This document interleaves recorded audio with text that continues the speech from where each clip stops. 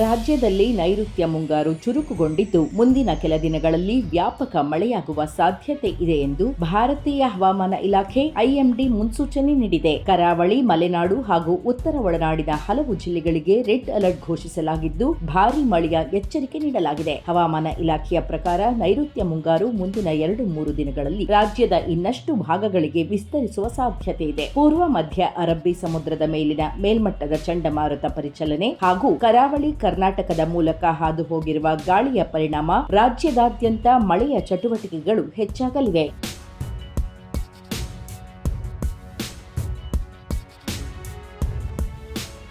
ಕರಾವಳಿ ಜಿಲ್ಲೆಗಳಾದ ದಕ್ಷಿಣ ಕನ್ನಡ, ಉಡುಪಿ ಹಾಗೂ ಉತ್ತರ ಕನ್ನಡ ಜಿಲ್ಲೆಗಳಲ್ಲಿ ಅತಿ ಹೆಚ್ಚು ಮಳೆಯಾಗುವ ನಿರೀಕ್ಷೆ ಇದೆ. ದಕ್ಷಿಣ ಕನ್ನಡ ಮತ್ತು ಉಡುಪಿ ಜಿಲ್ಲೆಗಳಿಗೆ ಸೋಮವಾರ ಹಾಗೂ ಮಂಗಳವಾರ ರೆಡ್ ಅಲರ್ಟ್ ಘೋಷಿಸಲಾಗಿದೆ. ಉತ್ತರ ಕನ್ನಡ ಜಿಲ್ಲೆಗೆ ಮಂಗಳವಾರ ಮತ್ತು ಬುಧವಾರ ರೆಡ್ ಅಲರ್ಟ್ ನೀಡಲಾಗಿದೆ. ಈ ಅವಧಿಯಲ್ಲಿ ಅತಿ ಭಾರೀ ಮಳೆಯ ಜೊತೆಗೆ ಗಂಟೆಗೆ 30ರಿಂದ 40 ಕಿಲೋಮೀಟರ್ ವೇಗದಲ್ಲಿ ಗಾಳಿ ಬೀಸುವ ಸಾಧ್ಯತೆ ಇದೆ. ಮಲೆನಾಡು ಭಾಗದಲ್ಲೂ ಮಳೆ ಅಬ್ಬರ ಮುಂದುವರಿಯಲಿದ್ದು ಚಿಕ್ಕಮಗಳೂರು, ಶಿವಮೊಗ್ಗ ಮತ್ತು ಕೊಡಗು ಜಿಲ್ಲೆಗಳಲ್ಲಿ ಸೋಮವಾರದಿಂದ ಗುರುವಾರದವರೆಗೆ ಭಾರೀ ಮಳೆಯಾಗುವ ಮುನ್ಸೂಚನೆ ಇದೆ. ಈ ಹಿನ್ನೆಲೆಯಲ್ಲಿ ಜಿಲ್ಲಾಡಳಿತಗಳು ಮುನ್ನೆಚ್ಚರಿಕಾ ಕ್ರಮಗಳನ್ನು ಕೈಗೊಳ್ಳುವಂತೆ ಸೂಚಿಸಲಾಗಿದೆ. ಉತ್ತರ ಒಳನಾಡಿನ ಬೆಳಗಾವಿ, ಧಾರವಾಡ, ಹಾವೇರಿ, ಗದಗ ಹಾಗೂ ರಾಯಚೂರು ಜಿಲ್ಲೆಗಳಲ್ಲಿಯೂ ಭಾರೀ ಮಳೆಯಾಗುವ ಸಾಧ್ಯತೆ ಇದೆ. ವಿಶೇಷವಾಗಿ ಬುಧವಾರ ಬೆಳಗಾವಿ, ಧಾರವಾಡ ಮತ್ತು ಹಾವೇರಿ ಜಿಲ್ಲೆಗಳಿಗೆ ರೆಡ್ ಅಲರ್ಟ್ ಘೋಷಿಸಲಾಗಿದ್ದು ಭಾರೀ ಮಳೆಯ ಎಚ್ಚರಿಕೆ ನೀಡಲಾಗಿದೆ.